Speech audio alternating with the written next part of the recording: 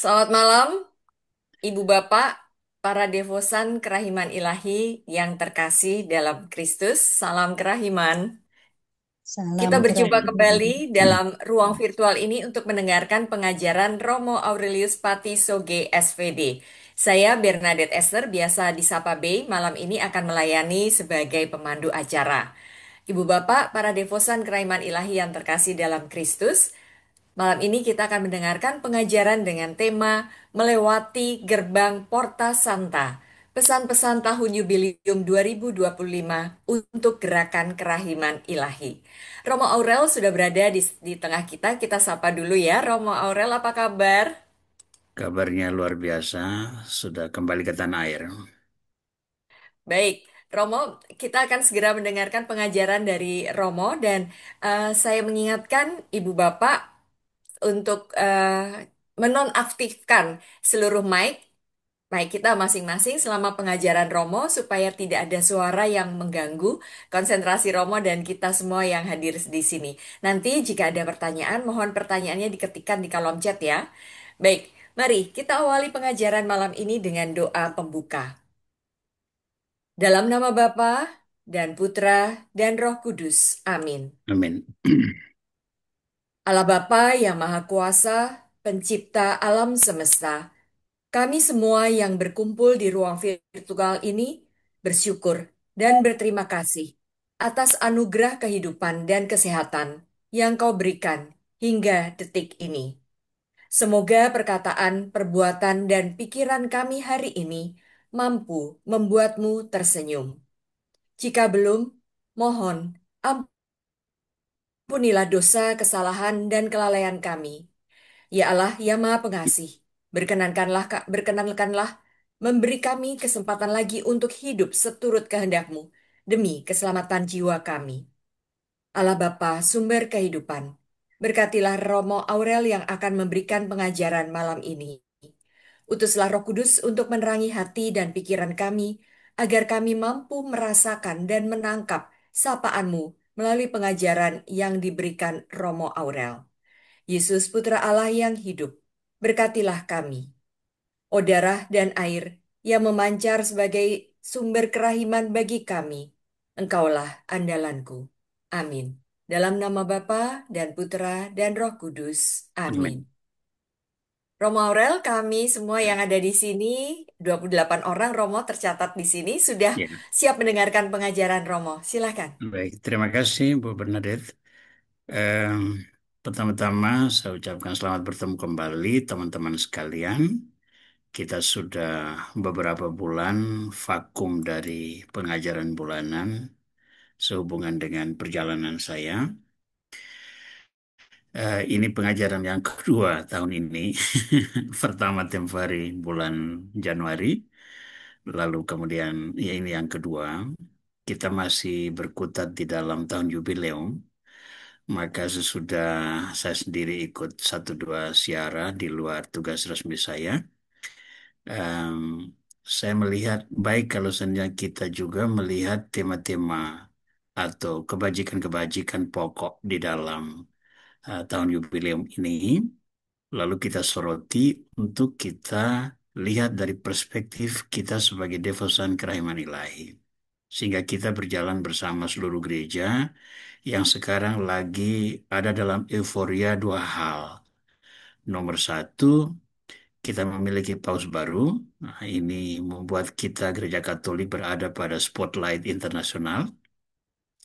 Lalu yang kedua, kita ada dalam tahun jubileum 2025 dengan tema pesiara harapan ini itu memberi semacam satu gerakan global, gerakan massal, menumbuhkan entusiasme yang luar biasa bagi orang-orang Katolik untuk menghidupkan kembali tradisi-tradisi Kristiani, kebiasaan-kebiasaan bersiarah, berdevosi, merayakan Ekaristi, membuat pengakuan dosa dan sebagainya, kebajikan-kebajikan pokok yang sungguh-sungguh memberi darah baru bagi kehidupan gereja.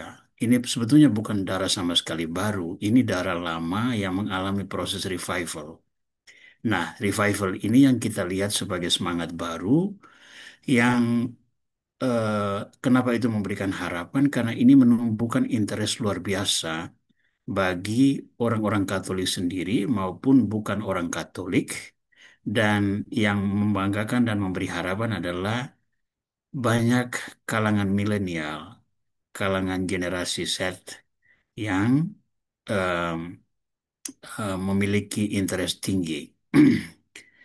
Beberapa pekan lalu, ketika saya bersama seorang teman misionaris asal Indonesia, sharing di Amsterdam, dia bercerita tentang nuansa yang muncul di dalam diskursus masyarakat. Kita tahu bahwa masyarakat Holland itu masyarakat yang sangat liberal, sangat ateis, tapi eh, kesadaran atau keinginan untuk terlibat dalam kepercayaan atau iman itu justru mulai bertumbuh dalam lingkungan muda. Jadi misalnya jejaring televisi mulai berbicara kembali tentang soal iman.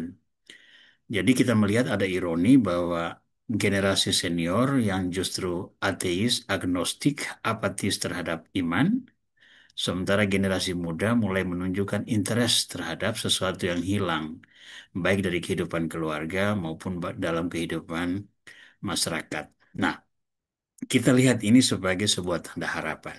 Saya tidak berani mengatakan bahwa ini buah dari tahun jubileum atau buah dari euforia masyarakat yang melihat pemilihan paus sebagai satu fenomena global yang menempatkan kita pada perhatian internasional. Ya, saya tidak mengatakan itu, tetapi mungkin semua ini saling menopang satu sama lain. Sehingga kita devosan kerahiman ilahi dalam gerakan buku harian Santa Faustina ini, kita mau berjalan bersama pesiarah ini. Nah, malam ini kita mendalami tema itu juga, tetapi nanti tetap kita bawa dalam aplikasi sebagai devosan kerahiman ilahi. Mengapa pesan-pesan tahun jubileum ini juga relevan untuk kita yang menaruh perhatian pada kerasulan kerahiman ilahi. Satu gerakan kerasulan yang di mana-mana bertumbuh subur dan sudah memberi warna yang mengglobal, yang menyentuh praktis semua sisi kehidupan Gereja Katolik di seluruh dunia.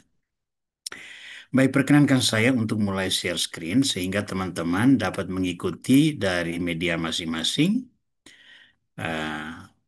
Dan semoga ini membantu kita untuk berjalan dalam alur pengajaran malam ini. Baik, tema yang saya angkat adalah melewati gerbang Porta Santa. Nah, kenapa ini saya angkat? Karena ini yang lagi tren sekarang, ya. Bu Abdi pasti masih ingat perjalanan Porta Santanya, ya, melewati beberapa negara, ya, dan itu pasti menjadi pengalaman yang sangat berharga.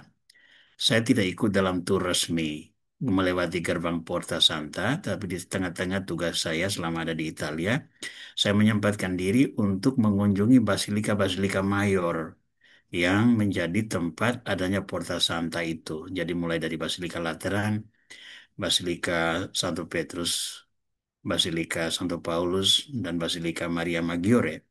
Ada 4 basilika pokok yang ada di dalam otorita kepausan. Dan di sana ada Porta Santa yang kita boleh melewati. Tidak ada satu kesan istimewa, ya, karena melewati Porta Santa itu sama seperti melewati semua pintu yang lain. Hanya bermakna ketika kita memberikan makna. Hanya memberi kesan ketika kita melewati dengan penuh kesadaran. Kalau seandainya melewati sama seperti turis yang lain, maka itu tidak lebih daripada sebuah kunjungan wisata. Nah, malam ini saya ingin mengajakmu semua untuk melihat penekanan-penekanan yang sudah dimulai oleh Paus Fransiskus almarhum, yang kemudian sekarang diteruskan oleh Paus Leo ke-14, yang betul menghantar kita untuk menyadari dan melihat bahwa perayaan tahun jubileum ini merupakan proses revival yang memberi harapan bagi seluruh gereja Katolik di tengah masyarakat dunia yang condong agnostik atau condong skeptis terhadap fenomena iman. Baik. Kita mulai dengan penekanan yang ditulis oleh Paus Fransiskus Almarhum dalam Bula atau Surat Keputusan tentang diadakannya tahun jubileum tahun 2025. Nah, nah, sekedar ilustrasi, ini mengingatkan kita akan pengajaran yang kita sudah buat dari bulan Januari. Pada waktu itu, saya memberikan highlight tentang 3 jubileum yang berurutan dalam 25 tahun terakhir ini. Yang pertama adalah tahun 2000, masih ingat, barangkali kita merayakan tahun jubileum di awal milenium ke-21, milenium ketiga, ya, di abad ke-21. Dan itu eh, kita ingat waktu itu logonya di sebelah kiri itu lalu dengan simbol ini, Kristus dahulu, sekarang, dan selama-lamanya. Itu diambil dari surat Ibrani. Kemudian 10 tahun lalu itu ada jubileum istimewa yang berkaitan dengan kerahiman ilahi, ya, kerahiman ilahi, dan dengan logo ini, Misericordes Sicut Pater, dan dengan logo ini bermurah hati dengan apa ini, moto ini, bermurah hati seperti Bapa, itu pada tahun 2015. Dan itu jubileum yang memberikan gerakan kerahiman itu sebuah perhatian yang luar biasa. Di tempat saya di Bible Center Batam, 1 tahun sebelumnya saya sudah memutuskan untuk mentaktakan gambar ini kerahiman ilahi sebagai ucapan terima kasih kepada Yesus Sang Kerahiman Ilahi yang menurut keyakinan saya memberikan saya inspirasi dan arah bagaimana menjalankan kerasulan di Bible Center di tengah sebuah krisis identitas yang dialami oleh komunitas kami pada waktu itu. Nah, jubileum tahun 2015 memberikan kepada kita sebuah kebanggaan, sebuah kegembiraan bahwa eh, devosi kerahiman ilahi itu mengglobal dan mendapat perhatian di mana-mana. Di mana-mana saya melihat, termasuk di paroki saya yang jauh di pelosok sana, itu ada Taman Kerahiman. Ya, Taman Kerahiman. Itu merupakan buah-buah langsung dari jubileum tahun 2015. Nah, 10 tahun kemudian kita kembali merayakan jubileum khusus ini. Diinisiasi sekali lagi oleh Paus Almarhum Fransiskus. Dan di sini dipakai tema harapan tidak apa ya, mengecewakan. Ya, Peziarah harapan. Harapan itu tidak mengecewakan. Diambil dari surat kepada umat di Roma bab 5 ayat 5. Nah, dalam kerangka siara seperti inilah malam ini kita berusaha untuk mendalami tema melangkai atau melewati gerbang Porta Santa yang merupakan gabungan dari 2 kebajikan utama yang ditekankan dalam perayaan Jubileum 2025, yakni siara dan pintu kudus atau Porta Santa. Ya. Nah, mari kita melihat penekanan yang dibuat oleh Paus Fransiskus Almarhum. Baik, saya menulis di sini Peziarah Harapan tahun jubileum sebagai masa untuk mengobarkan harapan bagi banyak orang. Ya. Nah, penekanan yang dibuat oleh Paus Fransiskus adalah demikian.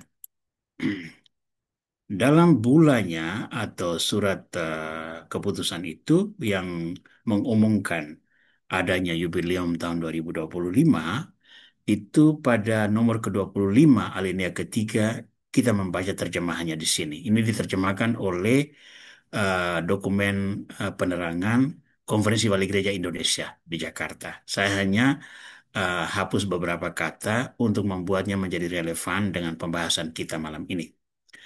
Tahun Yobel ini menjadi tahun suci yang ditandai dengan harapan yang tidak pernah pudar, yaitu harapan kita kepada Tuhan. Semoga ini membantu kita memulihkan kepercayaan penuh yang kita perlukan, baik dalam gereja, masyarakat, hubungan antar pribadi, hubungan internasional, maupun dalam tugas kita untuk menegakkan martabat semua orang dan menghormati anugerah ciptaan Allah. Semoga kesaksian umat beriman bagi dunia saat ini menjadi ragi pengharapan sejati, pertanda langit baru dan bumi baru. Ya, dari surat kedua Petrus bab 3 ayat 13, di mana pria dan wanita akan berdiam dalam keadilan dan keharmonisan dalam pengharapan yang penuh sukacita akan penggenapan janji Tuhan. Nah, kata yang dipakai adalah tahun Yobel. Nah, untuk bisa memahami tahun Yobel ini, saya persilakan nanti teman-teman membuka kitab Imamat bab 25. Em, ada seorang teman yang mungkin apa ya, lagi memainkan satu menu dalam Zoom-nya sehingga layar kita menjadi penuh goresan ini. Nanti mohon teman-teman tidak terlalu banyak menggerakkan peralatannya sehingga saya sendiri tidak tahu ini munculnya dari mana. Tapi tidak apa-apa, kita jalan terus. Toh layar masih bisa dibaca dengan baik. Nah, tahun Yobel ini saya persilakan teman-teman untuk membuka kitab Imamat bab 25 untuk nanti melihat sendiri penjelasan tentang tahun Yobel. Secara garis besar saya bisa mengatakan demikian. Sesudah menduduki tanah terjanji, suku-suku Israel itu membagi-bagi tanah terjanji itu menurut ini marga masing-masing. Jadi ada suku Ruben, Simeon, eh, Yuda, Naftali dan sebagainya. Semua kebagian tanah warisan kecuali suku Levi yang menjadi pelayan bait Allah dan mereka boleh ada di semua tanah suku manapun. Ada semua semacam hak istimewa bagi suku Levi sebagai pelayan bait Allah. Nah, mereka mulai mengusahakan tanah. Mereka mulai mengusahakan tanah. Ketentuannya adalah demikian. Selama 6 tahun berturut-turut, mereka akan mengusahakan tanah itu. Tapi tahun ketujuh, tanah itu harus diberi periode istirahat. Itu disebut sebagai tahun Sabat. Itu tahun ketujuh, ya, tahun Sabat. Nah, tahun Sabat ini, istilah yang sama ini yang seringkali sekarang kita pakai untuk mengambil cuti tahunan dari karya kita yang kita sebut sebagai tahun Sabat itu. Nah, selama tahun Sabat ini tanah-tanah itu tidak diusahakan, tanaman yang ada dibiarkan bertumbuh dan orang maupun hewan, baik hewan piaraan maupun hewan liar, harus bisa hidup dari tanah yang dibiarkan beristirahat tadi. Jadi ini semacam sebuah konservasi alam pada zaman primitif atau pada zaman perjanjian lama yang diperintahkan oleh Tuhan. Ini juga satu fenomena menarik. Ya, sesudah diusahakan 6 tahun, tanah harus diberi istirahat. Nah, itu terjadi dalam siklus 7 kali. Jadi 7 kali 7 tahun menjadi 49 tahun. Nah, sesudah siklus 7 kali ini, pada tahun ke-50 itu harus ada perayaan yang namanya tahun Yobel. Nah, dalam tahun Yobel ini ada banyak keistimewaan. Pertama, orang boleh kembali ke tanah leluhurnya. Yang kedua, para budak atau para pekerja itu harus memperoleh kebebasan, ya.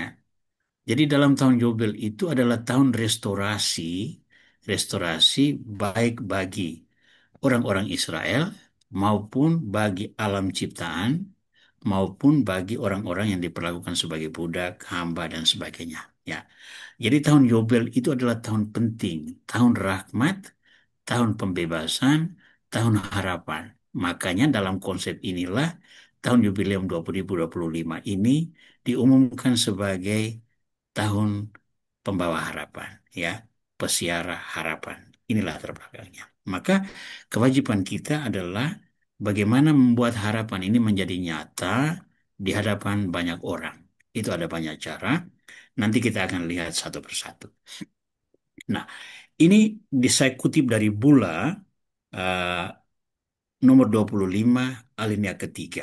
Sekarang dalam sebuah surat yang ditulis oleh Paus Fransiskus Amarung kepada Monsinyur Fisichella, Kepala Komisi untuk Promosi Evangelisasi Baru, Dia kembali memberikan inspirasi agar gerakan kerasulan itu dalam tahun Yobel ini betul-betul dibuat intensif, sehingga itu memberi harapan bagi banyak orang. Saya kutip demikian. Kita harus mengobarkan api harapan yang telah diberikan kepada kita dan membantu semua orang untuk memperoleh kekuatan dan kepastian baru dengan menatap masa depan dengan semangat terbuka, hati penuh kepercayaan, dan visi jauh ke depan.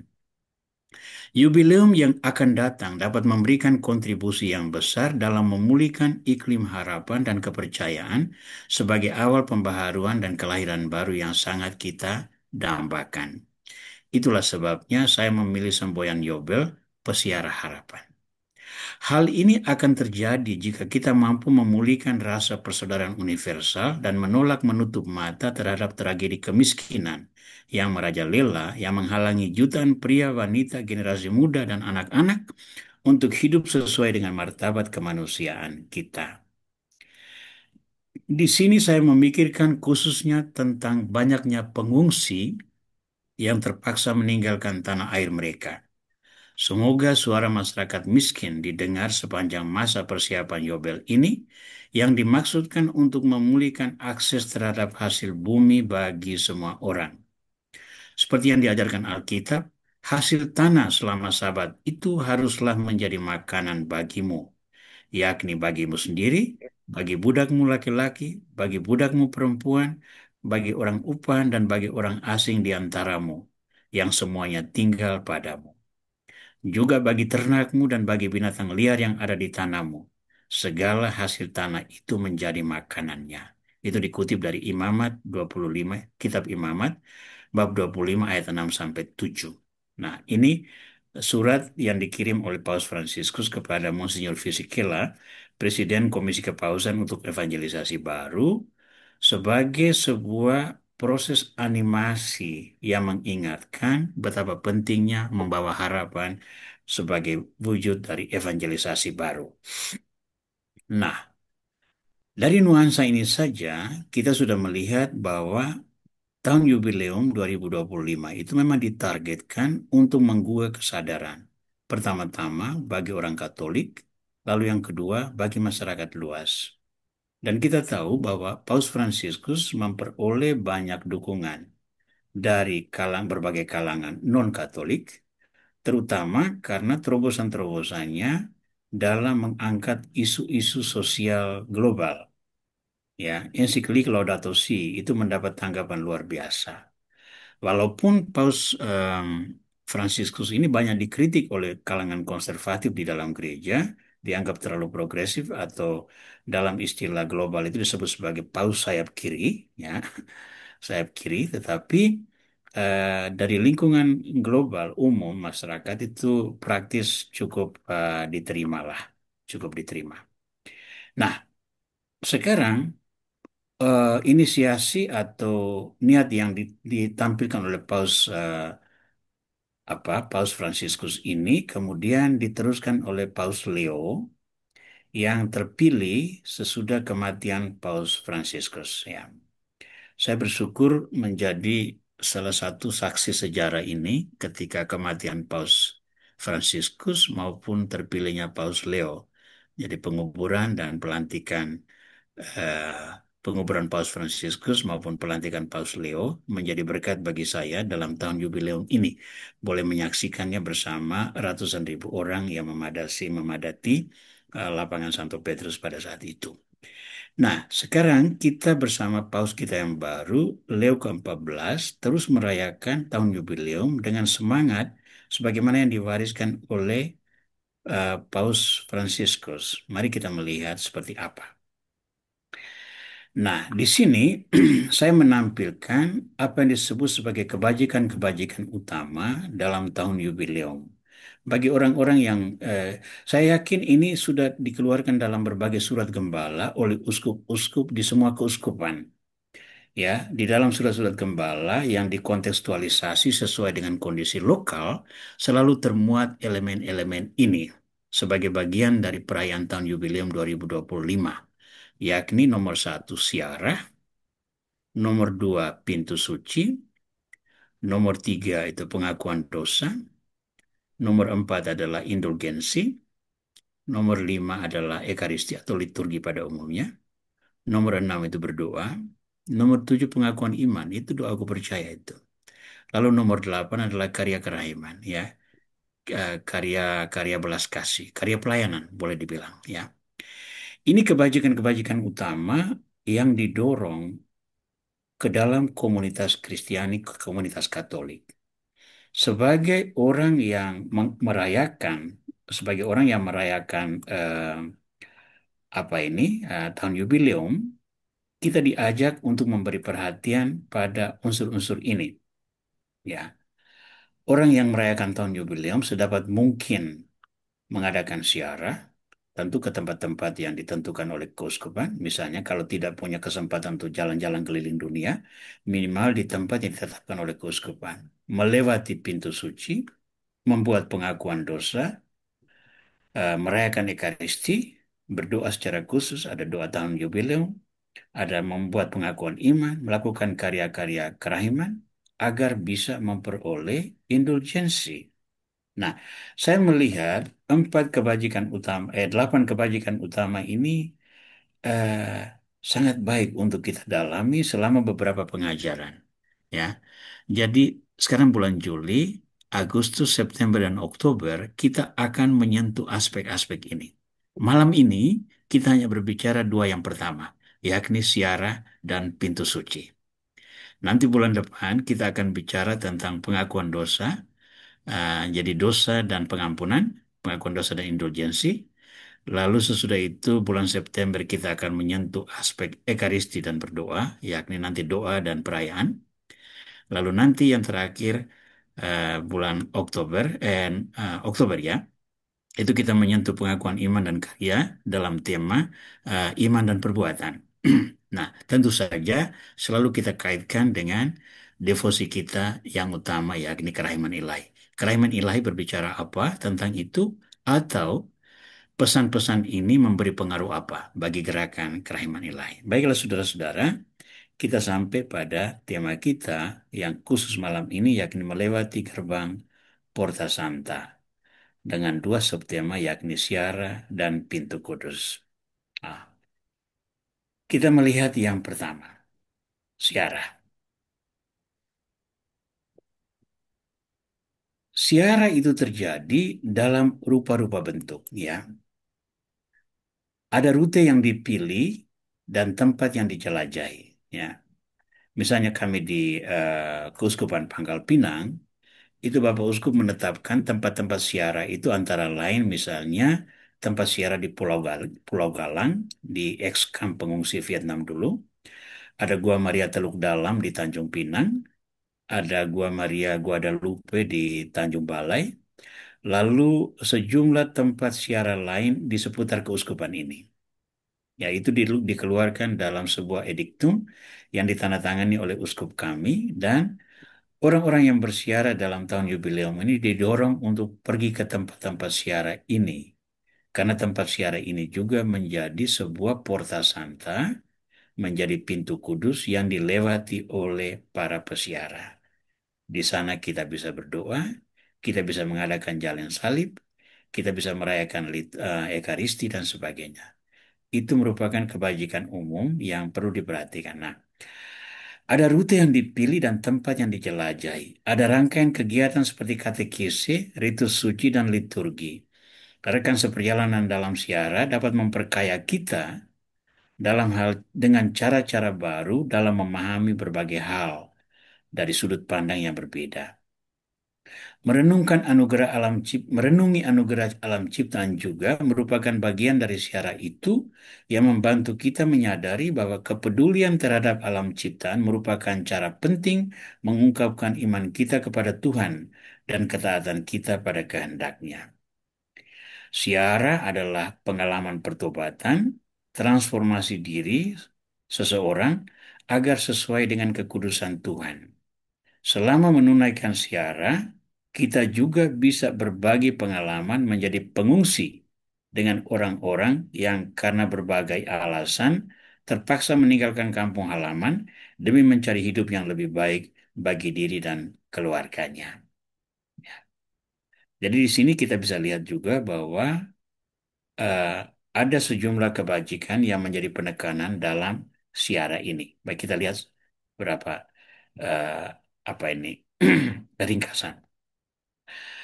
Dalam siara itu kita jangan hanya melihat semata-mata berkunjung ke satu tempat, walaupun itu menempati urutan yang pertama.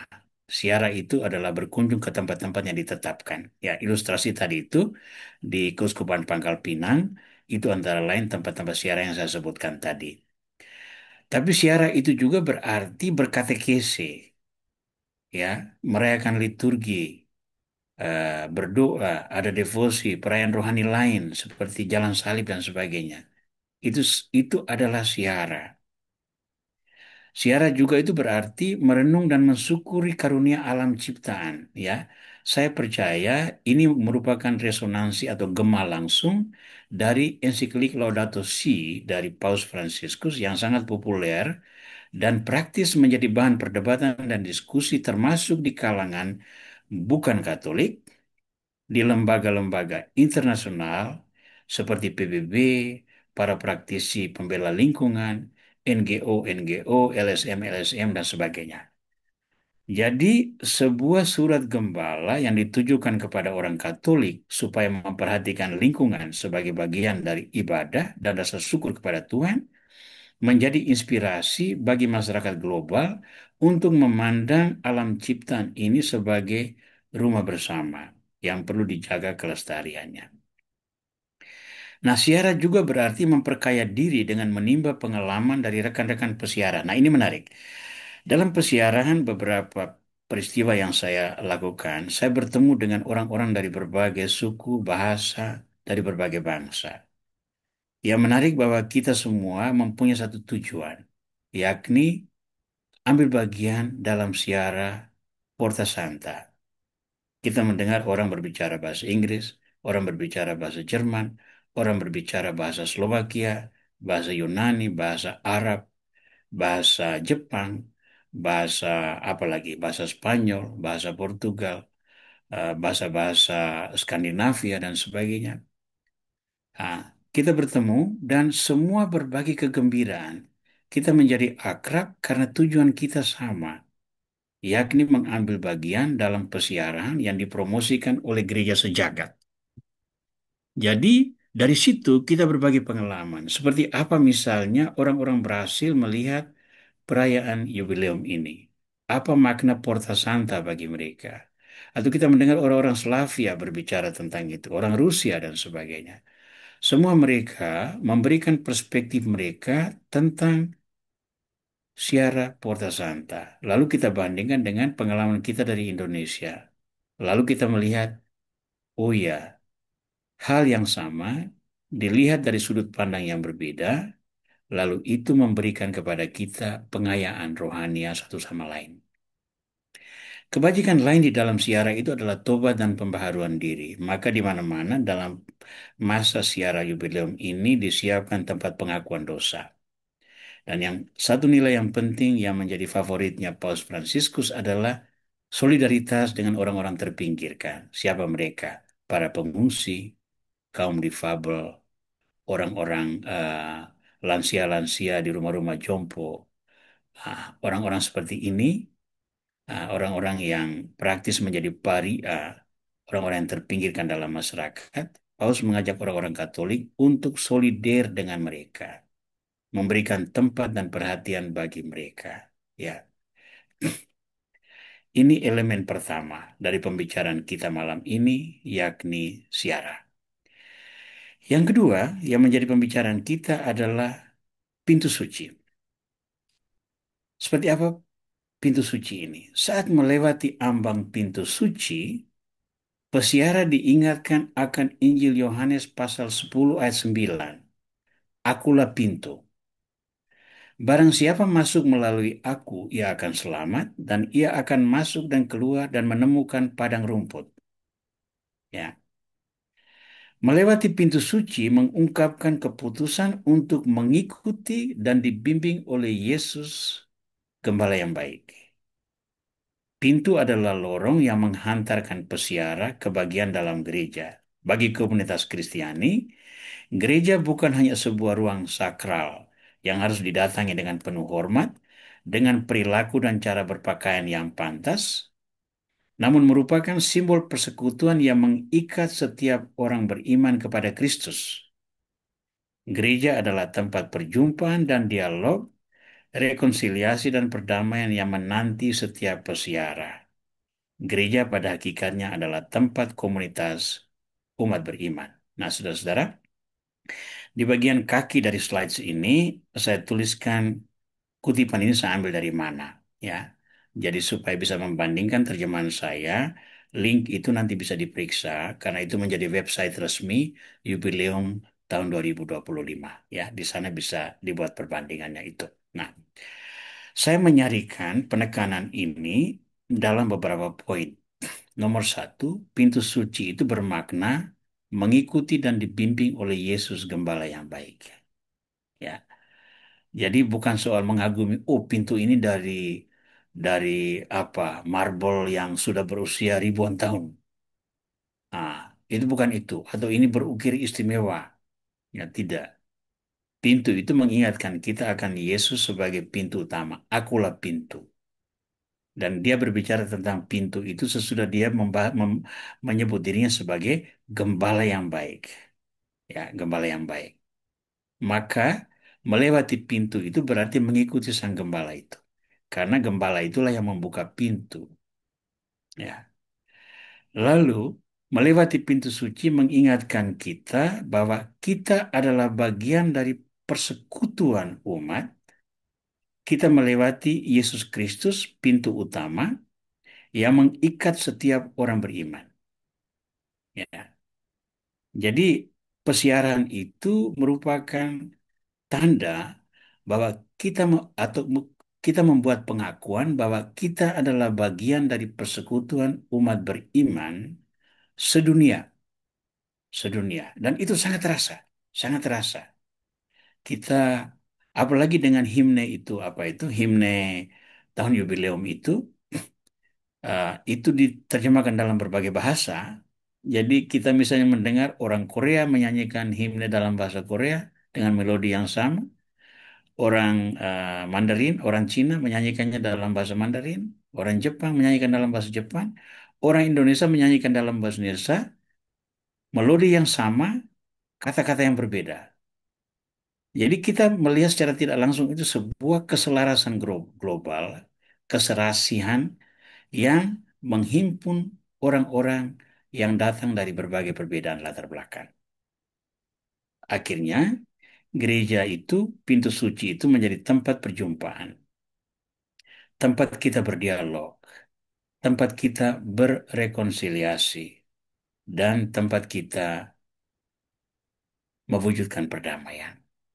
Ya, jadi pintu suci pertama-tama harus mengingatkan kita secara pribadi tentang ini.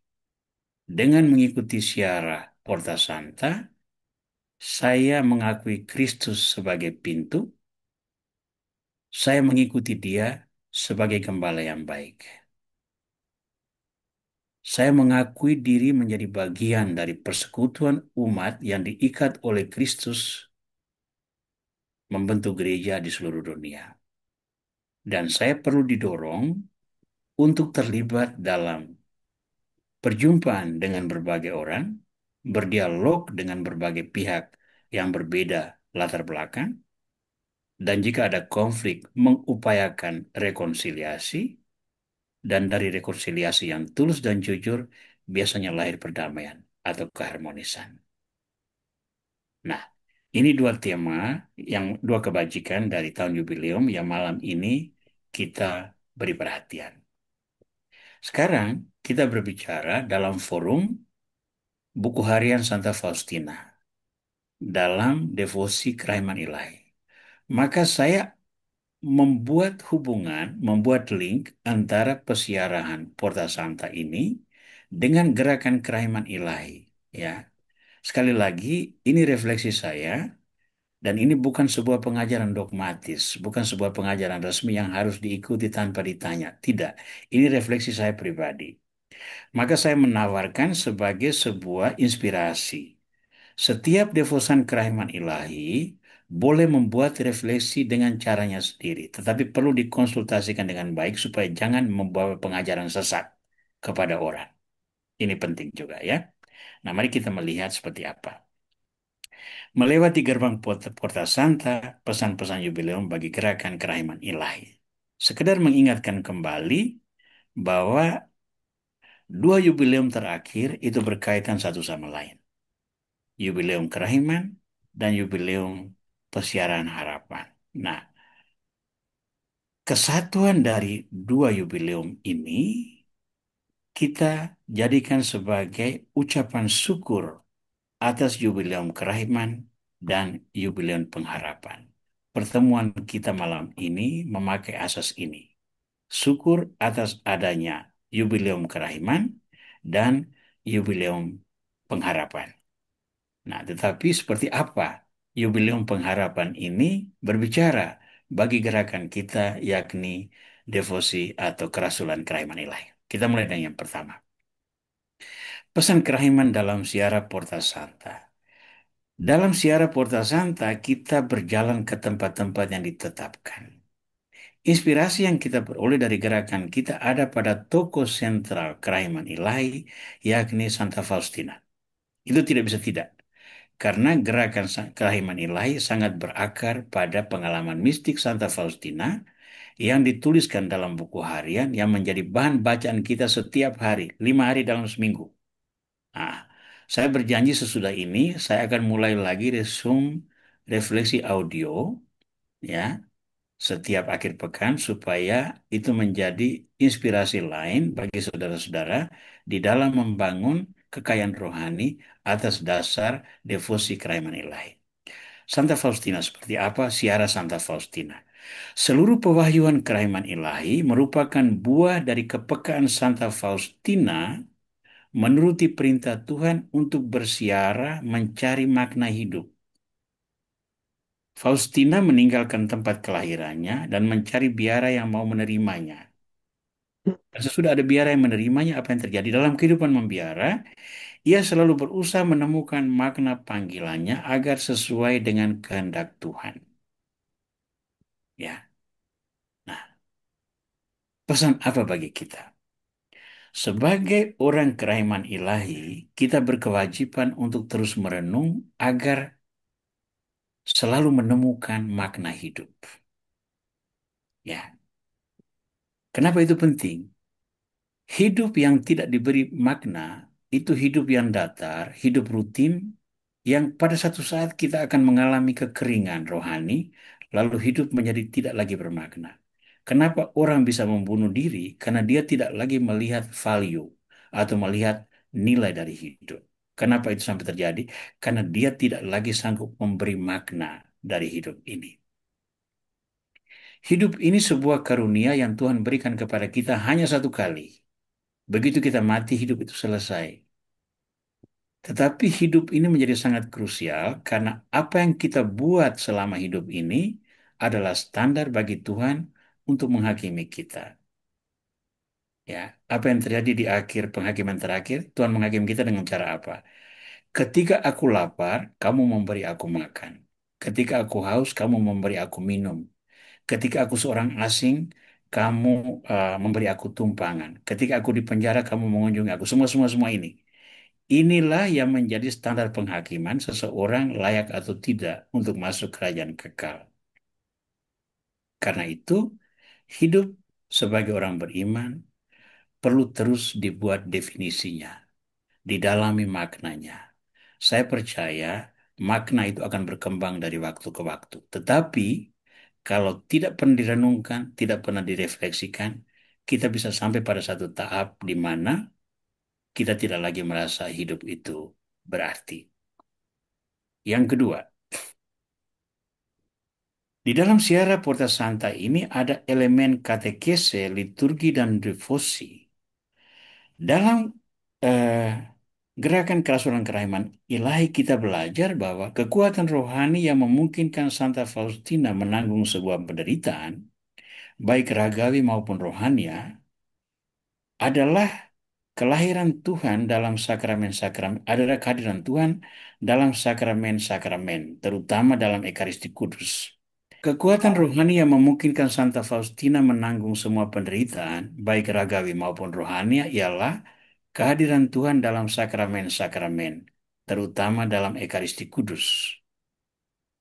Penghormatannya kepada orang kudus, terutama kepada Bunda Maria, memberi inspirasi untuk mengasihi Tuhan. Penghormatannya kepada orang kudus, ya Santa Faustina maksudnya ya, kepada orang kudus, terutama kepada Bunda Maria, memberi inspirasi untuk mengasihi Tuhan dalam segala penderitaan salibnya. Ya, ini yang terjadi pada pribadi yang kita kagumi, yang memberi kita inspirasi untuk menghayati menghayati pesan-pesan kerahiman. Ya. Nah, jadi dari Santa Faustina sendiri kita melihat bahwa yang namanya liturgi, devosi, terutama Ekaristi, itu merupakan elemen krusial yang memberikan kepada kita kekuatan untuk menghayati apa artinya memikul salib bersama dengan orang-orang yang berdosa.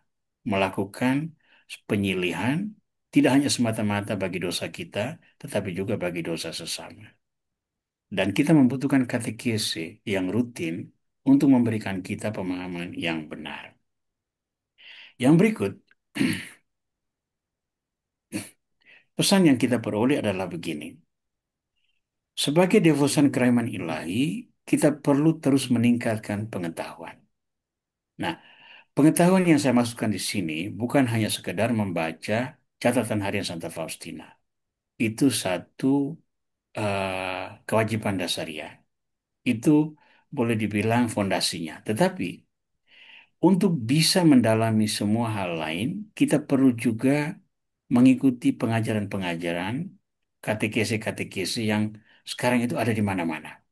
Ya, gerakan yang dipelopori oleh karismatik itu misalnya SEP, Sekolah Evangelisasi Pribadi, atau CAP, Kursus Evangelisasi Pribadi dan sebagainya, itu merupakan pemberdayaan awam yang luar biasa.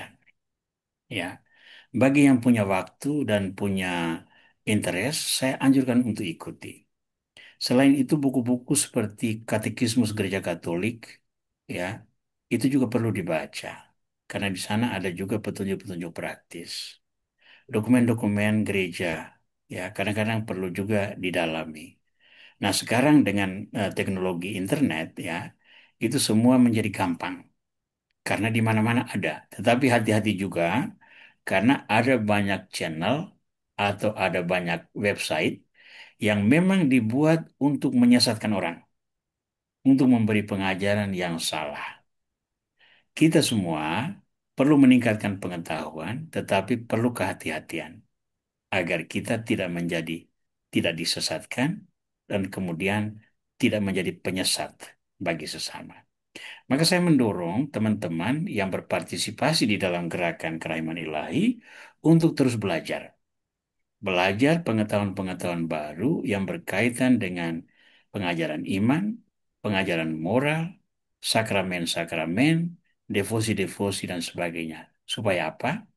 Supaya kita tidak menjadi orang yang picik dan terutama tidak menjadi orang yang fanatik. Ini penting. Karena kalau menjadi orang fanatik, kita akhirnya merusak diri kita, komunitas kita, dan gereja kita sendiri. Yang berikut, merenung dan bersyukur atas karunia alam ciptaan. Ini merupakan bagian dari perayaan dari jubileum ini. Santa Faustina itu memiliki karakter untuk mencintai alam ciptaan. Di dalam catatan-catatan Santa Faustina, kita antara lain melihat ungkapan perasaannya ketika menemukan alam ciptaan yang membawa kesegaran. Taman bunga, ada siran angin, bunyi burung, dan sebagainya. Ya, teman-teman sudah banyak membaca buku harian Santa Faustina itu, maka temukan itu terutama dalam apa format digital yang dikirim, itu dengan gampang teman-teman bisa menemukan seperti apa perasaan Santa Faustina terhadap alam ciptaan. fokus saya malam ini pada tokoh Santa Faustina. Nanti pengajaran bulan berikut sudah akan lain lagi. Nah, pesan apa yang kita terima? Teruslah mencintai alam ciptaan. Nah, mencintai alam ciptaan ini merupakan satu penekanan dari Paus Fransiskus almarhum dalam ensiklik Laudato Si. Ensiklik ini dijadikan bahan katekisi, bahan animasi pastoral, praktis di semua gereja Katolik di seluruh dunia. Saya yakin teman-teman, baik dengan cara yang spektakuler, yang besar, maupun cara sederhana, pasti pernah mendengar pengaruh Laudato Si di dalam kehidupan masyarakat, dan terutama bagi komunitas gereja. Tapi pertanyaan saya, apakah itu mengubah pola pikir kita? Sejauh mana Laudato Si itu memberikan pengaruh pada kita, misalnya dalam hal sederhana, pengelolaan sampah, atau kita menjadi orang yang persis sama seperti kemarin, ya, sampah menebarkannya di mana-mana, ya. Pada waktu kunjungan Paus Fransiskus, umat Katolik mendapat satu kredit istimewa, yakni meninggalkan gelora Bung Karno tanpa sampah. Nah, ini satu yang membanggakan, tetapi itu bukan cerminan pola hidup setiap hari. Ya, misalnya begini, kita meminta atau mengajarkan mendorong umat kita untuk memisahkan sampah organik, sampah plastik, sampah logam, sampah kaca, dan sebagainya. Itu dipisah-pisahkan. Persoalannya adalah tukang sampah ketika dia memungut sampah itu dia campur aduk semua lagi. Lalu umat kita mengatakan, ya untuk apa saya pisah-pisahkan? Toh sebentar tukang sampah mencampur adukannya kembali semua. Nah, bagi saya, itu masalah tukang sampah, bukan masalah kita. Masalah kita adalah pendidikan yang benar, kita abaikan hanya karena ada orang lain berbuat kesalahan. Ya, jadi membiarkan diri disetir atau diarahkan oleh sebuah kebiasaan yang salah, lalu kita mengorbankan pendidikan nilai yang benar yang menjadi ungkapan atau bagian dari penghayatan iman. Nah, sebelum kembali ke Indonesia beberapa minggu yang lalu, saya menyempatkan diri untuk berlibur ke wilayah utara Eropa, yakni ke Norwegia. Nah, di sana saya melihat seperti eh, apa artinya konservasi alam itu menjadi prioritas komunitas lokal. Tentu saja itu ditunjang oleh penegakan hukum yang luar biasa. Saya ada tinggal di satu kota kecil yang bernama Egersund. Kota itu punya penduduk kurang lebih sekitar 10.000 orang. Yang menarik adalah di kota itu tidak ada traffic light, tidak ada lampu merah, lampu hijau, lampu kuning itu tidak ada. Di perempatan-perempatan pun tidak ada lampu-lampu itu. Yang ada hanya circle sehingga orang bisa melingkar. Ataupun kalau perempatan tetap tidak ada lampu yang menghentikan atau mengizinkan kendaraan lewat. Lalu saya bertanya kepada teman saya, lalu bagaimana bisa mengetahui bahwa eh, saya berhak untuk lewat jalan ini sekarang dan bukan hal yang lain? Dia katakan itu ada pada pendidikan atau pelatihan untuk bisa memperoleh SIM. Sangat ketat dalam hal SIM. Maka kita semua melihat bahwa ketika itu menjadi gaya hidup semua orang, ya, ketika itu menjadi gaya hidup semua orang, orang otomatis tahu hak dan kewajibannya, ya. Dan itu juga mengurangi emisi gas. Dan yang terakhir adalah pendidikan untuk memelihara alam dengan mengelola sampah secara benar, membiarkan satwa bertumbuh secara alamiah, hewan-hewan tidak boleh diganggu, dan semainya. Itu menciptakan satu keseimbangan ekosistem yang memberikan kegembiraan bagi semua orang. Nah, sebagai orang Katolik, minimal pendidikan nilai ini kita tanamkan di dalam keluarga kita. Apalagi kalau kita mengambil spiritualitas Santa Faustina yang mencintai alam sebagai sebuah kebajikan iman. Yang berikut, memperkaya diri dengan menimba pengalaman dari rekan pesiaraan. Santa Faustina selalu mengadakan percakapan dan konsultasi rutin dengan para superior dan terutama dengan Bapak Pengakuan. Dan ini memberikan kepada Santa Faustina pemahaman yang baik dan mendalam tentang pengalaman mistik yang dikaruniakan Tuhan kepadanya. Ingat bahwa Santa Faustina itu pendidikannya rendah. Dia bukan ahli teologi, dia bukan ahli kitab suci. Tapi apa yang dia alami dalam pengalaman mistiknya yang merupakan pewahyuan personal dari Kristus atau Bunda Maria atau Orang Kudus, dia ungkapkan 100% kepada pendamping rohaninya, terutama Papa Pengakuannya. Dari merekalah ia memperoleh masukan, penjelasan, seringkali juga keputusan atas apa yang harus dia lakukan. Nah, pesan bagi kita itu apa? Teruslah mencari bimbingan rohani, ya. Terus mencari bimbingan rohani. Nah, dalam hal bimbingan rohani ini, saya menggarisbawahi tiga hal. Nomor satu, perlu refleksi, ya, perlu sekali refleksi. Nomor dua adalah perlu berbagi, perlu berbagi. Jadi berbagi pengalaman dengan orang lain. Lalu yang ketiga itu perlu konseling rohani, perlu pendampingan rohani, ya. Jadi kita merenung tentang pengalaman hidup itu individu kita berdialog dengan diri sendiri.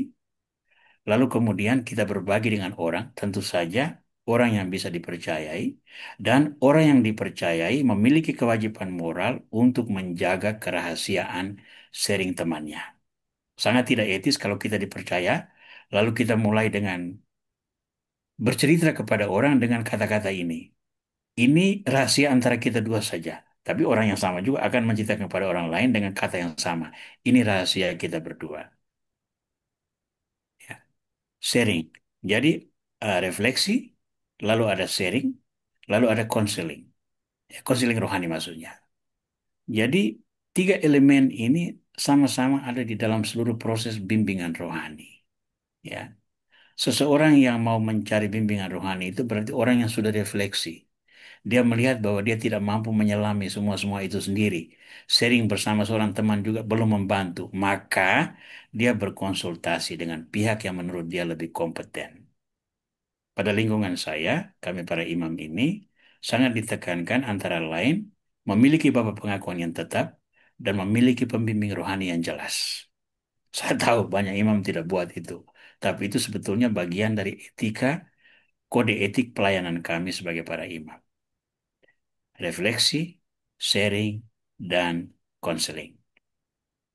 Yang berikut, tobat dan pembaharuan diri. Santa Faustina sangat setia melakukan olah rohania yang berbuah pertobatan, pengakuan dosa, absolusi, dan menjalankan penitensi secara konsekuen. Ia juga memperhatikan anjuran-anjuran superior, rekan-rekan, dan terutama bapak pengakuannya, agar terus-menerus menyesuaikan diri dengan perubahan dalam komunitas dan masyarakat. Pesannya bagi kita adalah ini. Teruslah bertobat dan membaharui diri. Tobat itu penting karena tobat itu adalah vitamin bagi suara hati. Kita tahu suara hati adalah medium Tuhan untuk berbicara dengan kita. Tanpa pertobatan, kita melingkupi hati kita dengan negativitas, ya, energi negatif. Dan energi negatif akan membuat pertobatan dirasa tidak perlu. Pertobatan yang tidak dilakukan menumpulkan suara hati dan itu menjadi tempat kegelapan untuk menyetir arah hidup kita. Lalu, solidaritas dengan orang terpinggirkan. Santa Faustina memperhatikan orang-orang yang membutuhkan pelayanan dirinya, baik itu para suster di biaranya maupun orang-orang yang datang ke biaranya untuk mencari bantuan. Baik itu pelayanan fisik seperti menyiapkan sup untuk orang miskin, maupun pelayanan rohani dalam bentuk doa bagi orang-orang yang menurut dia membutuhkan doa. Nah, untuk kita pesannya adalah teruslah memperhatikan kaum terpinggirkan. Siapa kaum terpinggirkan ini? Yang pertama, orang-orang miskin yang tidak mampu bersuara. Yang kedua, orang-orang difabel yang cacat. Yang ketiga, orang-orang lansia di rumah-rumah jompo dan sebagainya. Tapi ada satu juga yang penting adalah orang-orang yang kita sebut sebagai orang dewasa yang rentan terhadap penindasan. Itu seperti apa? Misalnya begini, saya sebagai bos perusahaan, lalu saya memiliki kuasa untuk menerima dan mempekerjakan orang. Lalu datang pelamar. Lalu saya tertarik dengan misalnya satu pelamar yang perempuan. Lalu saya memakai kuasa saya. Saya hanya akan menerima kamu untuk bekerja kalau kamu berhubungan intim dengan saya. Demi pekerjaan, dia merelakan itu karena dia sangat butuh pekerjaan untuk kehidupannya. Ini masuk kalangan dewasa yang rentan pelecehan, termasuk golongan itu. Dan itu sangat sering terjadi. Dan alangkah menyedihkan kalau itu dilakukan oleh orang Katolik. Nah, karena kita mengadopsi spiritualitas perhatian pada orang miskin dari Santa Faustina, maka baiklah kita memperhatikan hal-hal seperti ini. Teruslah memperhatikan kaum terpinggirkan. Nah, pada akhirnya kita sampai pada Porta Santa. Saya berani menulis begini.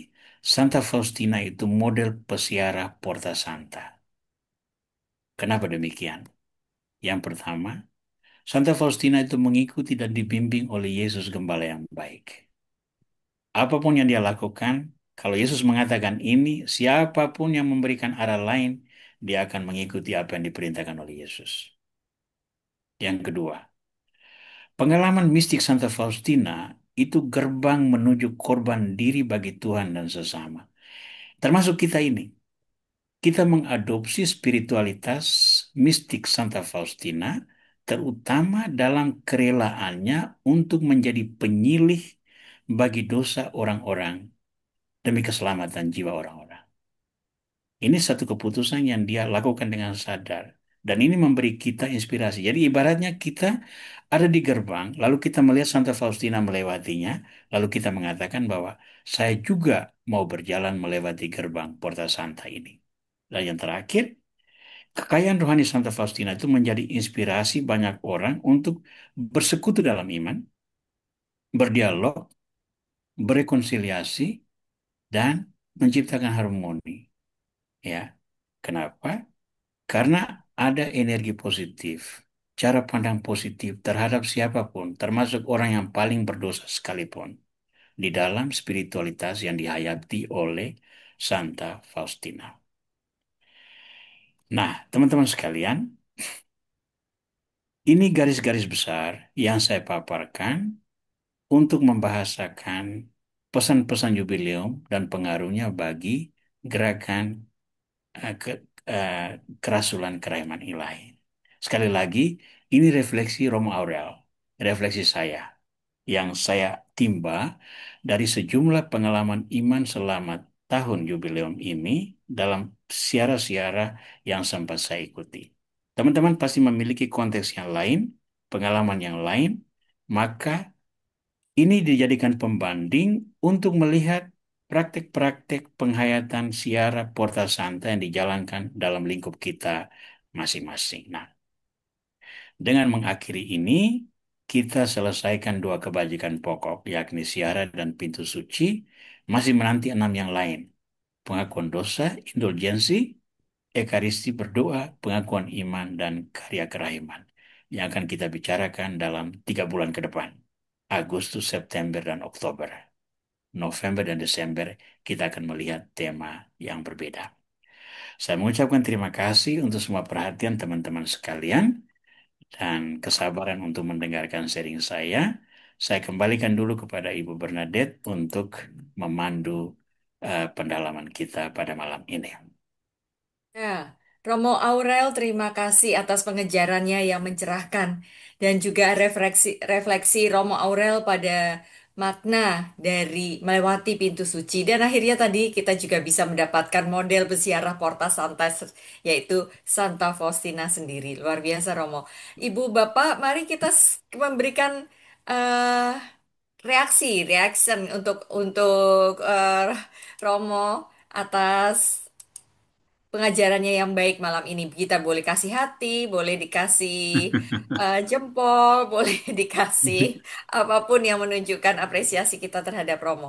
Ya, Romo, malam belum ada pertanyaan Romo ya, karena ya. mungkin penjelasan Romo begitu begitu mudah ditangkap lalu kemudian juga jelas, sangat jelas sehingga kita juga bisa memahami dengan tepat sebenarnya bagaimana kita harus bersikap ketika kita melakukan ziarah Porta Santa. Ya. Mungkin ada yang mau sharingkan pengalamannya atau apa Ya, sih?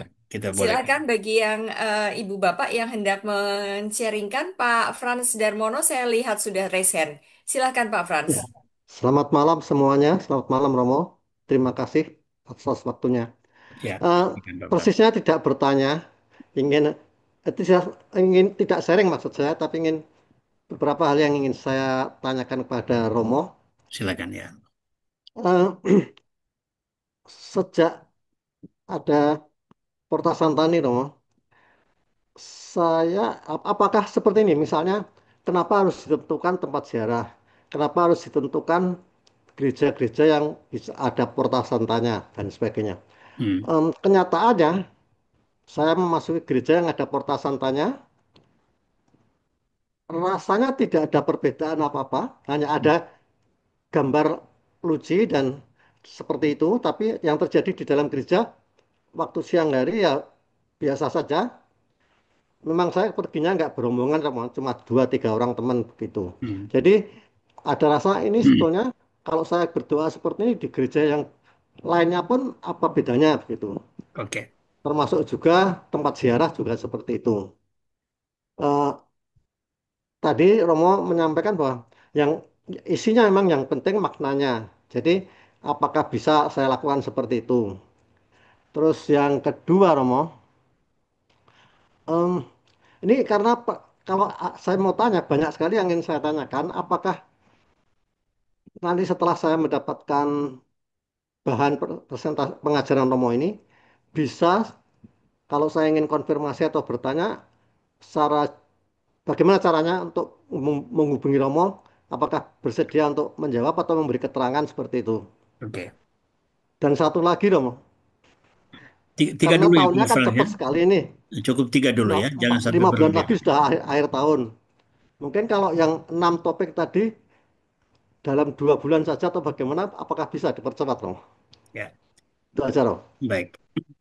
Nomor satu, mengapa ada tempat yang ditetapkan? Iya, Ya, itu dulu. Karena itu yang menurut saya lebih utama. Salah satu elemen penting di dalam perayaan tahun jubileum ini adalah menunjukkan gereja yang berjalan, yang bergerak. Dan itu perlu ditunjukkan dalam bentuk fisik juga. Nah, mengapa tempat ditentukan? Tempat ditentukan biasanya oleh uskup, ya, bukan setiap iya, orang menetapkan tempatnya sendiri. Karena itu juga membahasakan sebuah keutuhan persekutuan umat di dalam keuskupan itu sebagai gereja lokal, ya.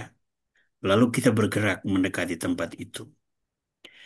Tujuan pesiaran sebetulnya misalnya ya, saya baru-baru ini kebetulan lewat di Katedral Jakarta dan di sana ada sayap kiri itu ada patung Maria Bunda apa Bunda Bunda Bunda segala suku Romo. segala suku ya, itu Ya, yang dan di depan.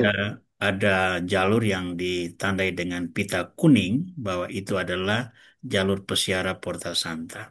Nah, saya lihat orang datang berjalan berdoanya sama seperti semua yang lain. Mungkin berdoa Rosario lah, berdoa Kerahiman lah, doa Koronka atau apapun doa-doa yang dilakukan. Tapi yang saya ingin garis bawahi adalah sebuah ekspresi kita menuju ke titik yang sama. Ya, walaupun kita tahu bahwa Yesus itu ada di mana-mana, berdoa di rumah saya dengan berdoa di tempat Porta Santa itu, kalau di rumah saya jalankan lebih kusuk, itu jelas pesan Tuhan akan lebih berbicara di sana daripada di tempat yang ramai, yang banyak orang datang bukan untuk berdoa, tapi untuk melihat-lihat, Foto-foto.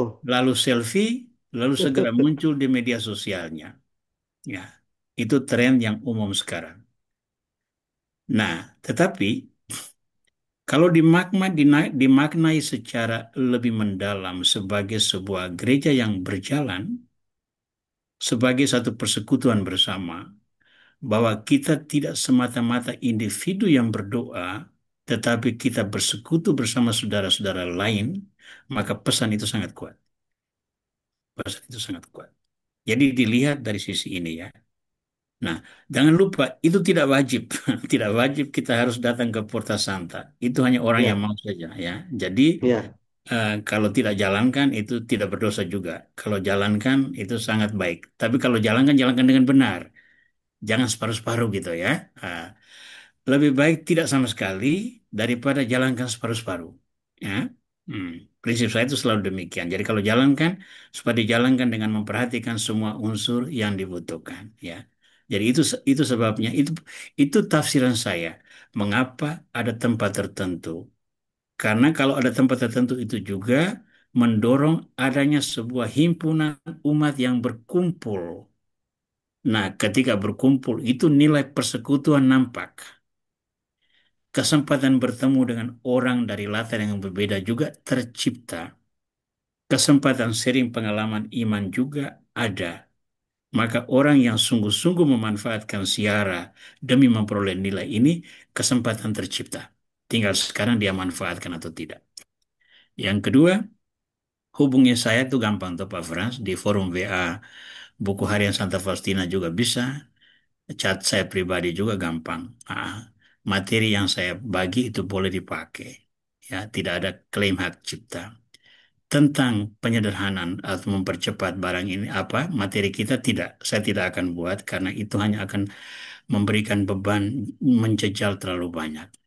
Siaran ini sudah berjalan dan akan tetap punya pengaruh bagi kehidupan iman selanjutnya.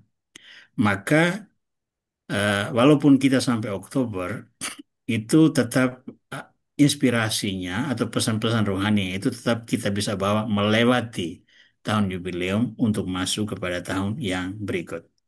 Sehingga bagi saya itu tidak akan ada banyak masalah. Saya sesudah melihat kembali pengajaran-pengajaran yang sudah lewat, saya sadari bahwa ada pengajaran yang terlalu berat, dan saya khawatir itu kemudian kelihatannya keren ya.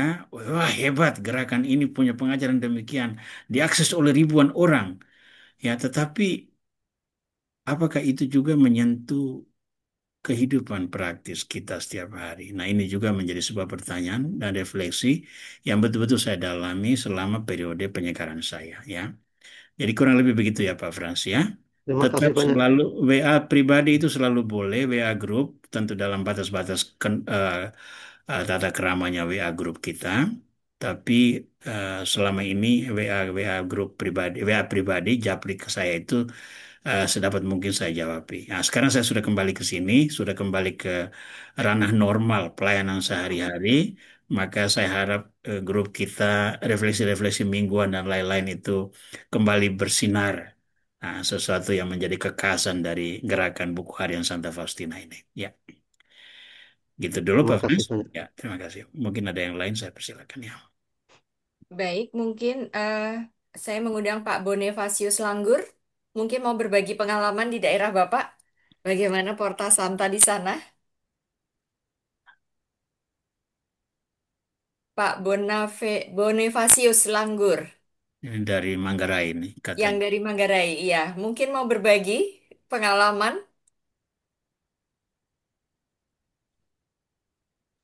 Bisa dibuka mic-nya. Hmm.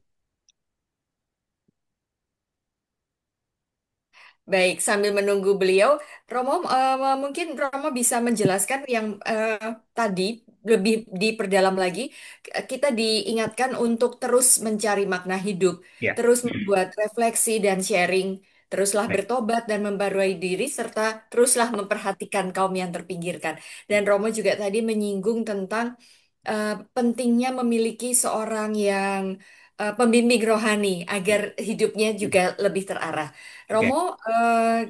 untuk awam seperti mungkin ada beberapa awam yang cukup mengenal dekat para rohaniawan, baik Romo maupun suster, sehingga beruntung bisa memiliki pembimbing rohani.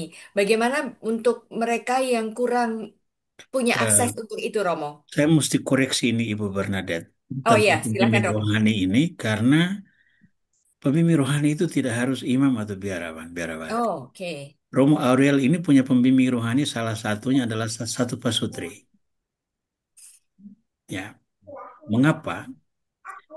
Saya melihat pasutri ini memiliki kedalaman iman yang sangat luar biasa, tapi dari sebuah penghayatan iman yang berdasarkan sakramen perkawinan. Ya. Sesuatu yang saya sebagai imam itu tidak bisa menghayati. Nah, dengan mereka itu saya bisa sharing, sangat mendalam. Mereka tetap tidak mau saya sebut sebagai pendampingan rohani, tetapi saya katakan begini, kamu suka atau tidak, saya tetap menganggap kalian sebagai pendamping rohani. Dan terus terang, saya belajar sangat-sangat banyak. Nah, mengapa pendamping rohani ini penting?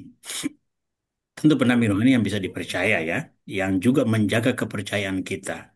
Seseorang yang tidak menjaga kepercayaan kita tidak usah lagi diajak untuk sharing tentang pengalaman iman. Nah, bersama pendamping rohani itu jangan pikir bahwa pendamping rohani selalu bisa memberi advice, memberi masukan. Tidak selamanya demikian. Pendamping rohani adalah seorang yang mau mendengar. Itu nomor satu. Mendengar kita bicara apa saja, segala kerusakan diri kita, istilah bahasa Inggris itu bagus ya, brokenness ya. Jadi keterpecahan kita, ketidakberdayaan kita, itu kita sharing kepada seseorang yang mendengar tanpa menghakimi. Ini yang penting. Peranan seorang pendamping rohani yang baik adalah mendengar tanpa menghakimi. Kecenderungan kita di dalam konsultasi atau sharing itu adalah begitu orang berbicara, kita sudah berpikir bagaimana untuk menanggapi Ya. dan bagaimana membuat penilaian. Nah, itu bukan pendampingan rohani. Pendampingan rohani yang pertama adalah mendengar orang sehingga orang itu bebas mengungkapkan diri. Belum tentu kita memberi jalan keluar, tetapi jalan keluar itu bisa datang melalui kebersamaan itu, ya, kebersamaan itu. Nah, sementara saya sendiri membutuhkan pendampingan rohani, sering juga orang datang kepada saya untuk pendampingan rohani juga. Terus terang Bu Esther, itu tidak selalu harus saya bisa memberi jawaban. Kadang-kadang terutama dalam konsultasi pendamping rohani Pak Sutri, itu seringkali Pak Sutri datang dengan konflik. Tapi kalau mereka datang bersama itu saja sudah merupakan satu kekuatan yang sudah luar biasa. Dan seringkali jalan keluar peneguhan itu terjadi hanya karena mereka bisa saling mendengar ketika saya ada. Oh, Karena ya. saya memaksa mereka untuk saling mendengar. Lalu dilihat, oh iya ya, ini sebetulnya jalan keluar. Saya tidak beri apa-apa. Tetapi kesediaan mendengar dan mewajibkan mereka untuk mendengar membuat mereka akhirnya bisa menemukan jalannya. Nah, itu nilai pendampingan rohani, ya. Jadi pendampingan rohani itu bisa siapa saja. Tapi sekali lagi, orang yang bisa dipercaya, yang mau mendengar tanpa menghakimi, dan kalau Anda menjadi pendamping rohani, harus memelihara kepercayaan ini. Harus memelihara kepercayaan ini. Yang kedua, tadi itu tentang memberi makna hidup. Nah, ini mengapa saya dorong. Kita ini hidup dan berkembang sejalan dengan perubahan usia, perubahan konteks hidup, kematangan ekonomi, perubahan karier dan sebagainya itu mengubah kita. Maka idealisme masa muda itu juga berkembang. Pertanyaan saya sederhana saja kepada bapak-bapak dan ibu-ibu yang sudah menjalani usia perkawinan katakanlah 20 tahun, 30 tahun. Apakah cinta yang berkobar masa pacaran itu masih sama seperti cinta masa sekarang? Berubah. Nah, perubahan ini seringkali terjadi orang apa kalau istilah Inggris itu take for granted apa ya yakin bahwa sejalan dengan itu semuanya pasti beres ya misalnya saya temukan ada misalnya ibu-ibu mohon jangan tersinggung ya. Ibu-ibu misalnya malas untuk menghias diri lalu kamu kok tidak lagi hias diri ya untuk apa juga saya sudah menikah suami saya jelas, mengapa juga saya harus sibuk mempercantik diri? Kalau kau tidak mempercantik diri, suami mulai ke tetangga sebelah gimana? Jangan lupa loh, rumput tetangga itu selalu lebih hijau. Hmm. Istri tetangga selalu lebih cantik. Nah, maksud saya itu begini, ini ungkapan konyol, tetapi yang saya maksud adalah betapa pentingnya membaharui apa yang kita yakini sejalan dengan perkembangan zaman. Karena kalau hidup yang tidak diberi makna, itu hidup yang berjalan rutin saja, ya. Oke, bangun tidur, kita gosok gigi, lalu siap sarapan, lalu siapkan anak-anak ke sekolah, lalu masing-masing ambil tas kerja, keluar, say goodbye, cipika-cipiki, lalu kita di jalan, nah pulang, dan akhirnya semua itu menjadi rutinitas yang kehilangan gregetnya. Nah, ketika gregetnya hilang, itu potensial masuknya unsur ketiga itu menjadi sangat penting yang akan merusak. Nah, saya beri ilustrasi dari hidup imamat. Ya, sebagai imam, kami ini menyatu dengan imamat dan ministry pelayanan. Ancaman terbesar pada hidup imam itu bukan hadirnya lawan jenis. Itu saya harus beri pengakuan. Ancaman terbesar dalam hidup imam itu adalah soal kesepian dan kebosanan. Nah, ketika orang sepi dan bosan, hadirnya lawan jenis itu faktor pemicu. Nah, waktu kami pendidikan dulu, menjelang tabisan KUKS, saya ingat sekali Suster Konsita, seorang dokter, dia biarawati juga, dia direktur rumah sakit Katolik dulu di Maumere. Dia tuh beri ilustrasi yang untuk saya itu bagus. Saya masih ingat sampai hari ini. Adik-adik frater, dalam hidup seorang biarawan, imam itu nomor satu itu Yesus Kristus. Nomor dua itu teman lawan jenis. Kalau nomor satu itu mulai kabur, nomor dua itu naik jadi nomor satu. Dan kalau nomor dua naik jadi nomor satu, dia tidak mau lagi jadi nomor dua. Nah, di situ ya. Kenapa bisa jadi demikian? Seringkali karena kelalaian dalam mendefinisikan makna hidup hari ini. Oke, saya pastor sudah 33 tahun. Selama 33 tahun ini, jatuh bangunnya hidup sebagai imam itu sudah saya alami. Pahit getirnya, apa artinya krisis panggilan dan segala macam itu sudah dilewati. Kalau itu tidak diberi makna baru, maka saya ini sudah lama meninggalkan imamat, Bu. Sudah lama. Kewajiban untuk memberi makna baru itu ibarat memberikan transfusi darah segar sehingga orang bangun lagi, sadar lagi. Nah, hal yang sama itu teraplikasi untuk semua kebajikan lain tadi itu ya. Masing-masing bisa memikirkan sendiri. Sehingga eh, itulah sebabnya. Nah, bagi kita kita yang apa ini bagian dari gerakan kerahiman ilahi ini, nomor-nomor kerahiman ilahi yang diseringkan setiap hari ini kita baca. Jangan jadikan itu sebagai kewajiban rutin sebatas sebagai menjadi bagian dari gerakan buku harian Santa Faustina. Tidak. Ada beberapa orang dari kita yang menseringkan kepada saya begini. Setiap kali dia baca buku itu, nomor yang sama yang dia bacakan tahun lalu atau bulan lalu dan hari ini selalu bisa memberikan pesan yang berbeda. Nah, orang ini ada pada jalan yang benar. Selalu memberikan makna baru. Itu persis sama seperti firman yang kita baca dari kitab suci. Firman yang kita baca berkali-kali, Ya, berulang-ulang, selalu bisa berbicara kepada kita dengan cara yang berbeda, menjawab masalah hari ini, yang berbeda dengan masalah hari kemarin. Ya, kurang lebih seperti itu ya, Bu ya. Memberikan makna baru, mengupayakan makna baru di dalam hidup ini. Ya, Baik, Romo, sudah sangat jelas. Terima kasih sudah mengarahkan. ya. Baik, sekarang kita coba beri waktu untuk Pak Bonifacius Langgur ya, Romo. Pak Boni sudah, Silakan Bu Bune kalau mau bicara, hidupkan ya, mikrofonnya dulu ya. oke, Silakan. sudah, silakan. Ya, baik, terima kasih atas kesempatannya, Bu. Eh, Tadi kalau saya tidak salah menyimak bahwa eh, soal syarat tadi ya Romo ya. Ya, silakan. Am. Ya, bahwa siara itu tidak mesti kita tertuju pada suatu tempat siara tertentu, tapi bisa juga melalui KTKC. Ya.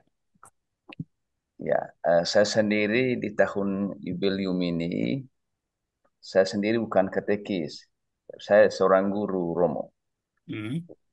Eh, saya punya kebiasaan, jadi sebelum pelajaran dimulai, saya biasanya mengawalinya dengan yel-yel, yel-yel. Ya, sebagiannya yel-yel itu, setelah yel-yel itu, eh, saya biasanya bertanya. Jadi saya selipkan pengajaran moral ya Hmm. atau spiritual. Jadi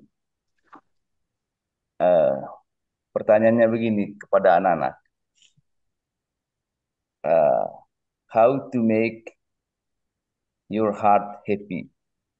Bagaimana membuat hatimu bahagia? Ya.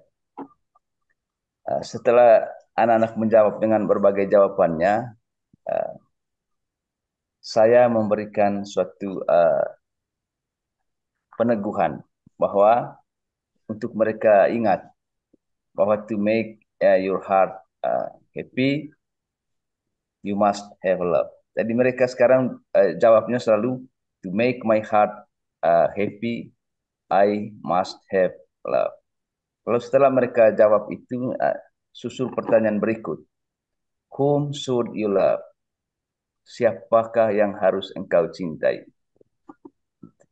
Jadi dengan berbagai sebelumnya sebelum saya uh, teguhkan jawabannya, mereka jawabnya rupa-rupa.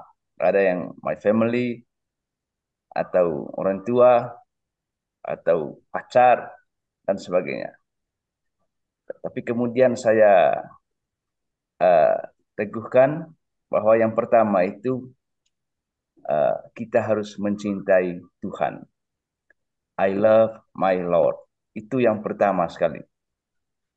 Jadi bagaimana mencintai Tuhan? Ya, uh, kalau itu mereka jawab bisa. Jadi dengan berdoa, dengan misa, ekaristi, dan sebagainya. Dan saya mengapresiasi jawaban mereka. Lalu yang kedua, mencintai diri sendiri. Jadi, I love myself. Jadi, uh, bagaimana kita mencintai diri sendiri dan atau mengapa kita mencintai diri sendiri? Uh, Jawabannya itu karena hidup itu adalah pemberian Tuhan, rahmat Tuhan, dan kita mencintainya dengan cara mensyukurinya, bersyukur kepada Tuhan atas apa yang diberikannya kepada kita. Sehingga apapun Baik, keadaan fisik kita, kita harus mensyukurinya. Lalu yang baik, ketiga, saya lanjut Ibu, maaf, cintai sesama. Jadi I love everyone, siapa saja. Nah, mencintai everyone ini menurut hukum Tuhan itu unlimited dan unconditional, tanpa batas dan tanpa syarat. Kalau selama ini kita mencintai orang lain itu ada syaratnya atau terbatas pada sanak saudara, keluarga saja, pesan Tuhan harus tanpa batas dan tanpa syarat kepada siapapun dan tanpa ada syarat apapun.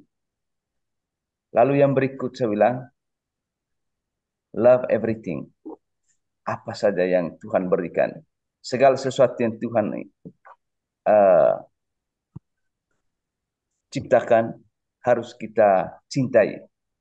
Kalau kita mencintai hutan, ya tentu apa perbuatan kita terhadap hutan, terhadap bumi ini. Jadi harus mencintai uh, segala sesuatu yang Tuhan ciptakan. Dari itu kira-kira aktualisasi dari tahun jubileum bagi saya, meskipun ini bukan katekisi secara resmi, tapi saya selipkan Ya, pengajaran-pengajaran seperti itu Oke. kepada anak-anak saya. Ya. Lalu ya, di rumah, di keluarga, kebetulan saya ketua KBG, jadi meskipun tidak sering, tapi saya kadang-kadang mengajak ke umat, terutama anak-anak saya itu, untuk berkunjung ke panti-panti rehabilitasi, ya, tempat rehabilitasi di wilayah kami ini. ya, Jadi, jadi dengan oleh-oleh seadanya. Jadi apa saja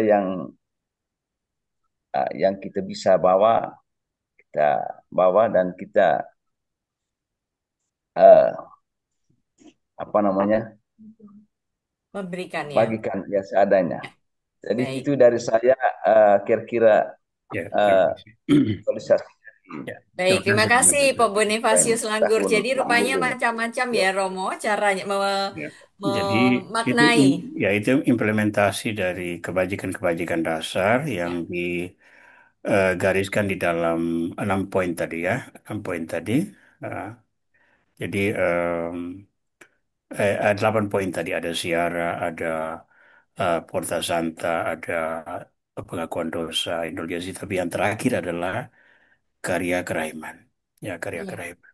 Itu menjadi nilai yang sangat penting itu ya. Hmm. ya. Oke, Bu, kita Rom- sudah satu Ya, setengah jam. Romo. Pak Ini Albert, sudah cukup waktunya cukup sudah lewat. ini Pak Albert yang terakhir. Pak Albert, Boleh singkat ya, ya, Pak Albert, silakan. silakan ya, yang terakhir ya. Silakan Pak Albert ya. Ya, selamat malam Romo, selamat malam Bu Esther. Singkat aja pertanyaannya. Waktu saya mendengar itu atau saya mengalami, sepertinya Porta Santa itu membimbing kita kembali ke jalan di mana kita tuh harusnya setia pada pembaptisan. Cuma saya melihatnya ada satu yang diuntungkan atau menguntungkan kita yaitu indulgensi. Nah, bagaimana Romo bisa melihat ini? Maksud saya, kayaknya apa yang dikatakan Romo itu mestinya kita lakukan gitu. Udah kita pasti jalan gitu kan. Ya, Apakah ini semacam kalau di sekolah dulu atau di lingkungan atau di paroki itu seperti retret atau rekoleksi. Mungkin yang panjang begitu, apa one year atau apa gitu. Jadi saya oke, melihat bahwa ini jalan panjang tapi menuju kepada hidup baru, tapi dimakotai atau di apa ya, diberikan semacam reward atau apa gitu yang namanya indulgensi gitu. Nah, baik.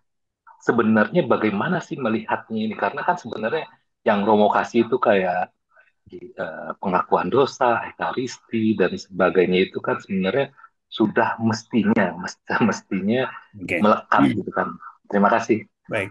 Tujuan dari ini adalah ini sebetulnya proses revival tadi yang saya sebut ya. Tidak ada sesuatu yang baru di dalam nilai-nilai yang ditampilkan ya. Lu coba buka ini. Yesus itu tetap sudah ada dulu, sekarang dan yang akan dia tidak berubah. Firman Tuhan itu tidak berubah. Hanya konteks yang kita hadapi berubah. Konteks yang berubah ini seringkali mengaburkan iman. Maka jubileum ini adalah periode mengingatkan kembali, ya, penyegaran kembali. Nah, proses revival. Nah, revival ini bagi orang yang sudah terbiasa menghayati iman itu dianggap bukan hal yang baru. Tapi orang yang selama ini mengabaikan iman, wah, padahalnya ada begini ya. Oh, Katolik itu padahalnya begitu ya. Nah, padahalnya untuk kita yang sudah tahu itu bukan bukan sesuatu yang berbeda. Jadi revival ini adalah periode pemulihan. Nah, tentang indulgensi tadi itu nanti kita akan bahas dalam pengajaran berikut tentang dosa dan pengampunan indulgensi. Tapi prinsipnya begini, kalau mau dapat sesuatu itu harus ada perjuangan. Untuk bisa menyelamatkan apa manusia, itu kan Yesus sebetulnya tidak harus mati disalib kan. Ya, Dia bisa turun tangan dari surga aja itu selesai. Tapi mengapa harus ada peristiwa salib? Mengapa harus ada kebangkitan? Nah, itulah nilai yang menunjukkan perjuangan yang ditunjukkan oleh Tuhan kepada manusia. Gini loh seharusnya kalau kamu mau memperoleh keselamatan. Kenapa? Karena kamu berdosa. Ya, nanti kita akan dalami lebih lanjut, bersabar sedikit ya Pak Albert ya. Nah, tapi tentang itu bahwa sosiara itu adalah sebuah perjuangan, satu tanda perjuangan yang kita harus tunjukkan kepada banyak orang bahwa perjuangan itu penting.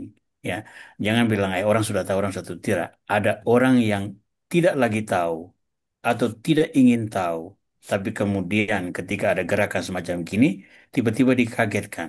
Oh ya, ada sesuatu yang saya lupakan. Nah, pada waktu itulah rahmat Tuhan bekerja.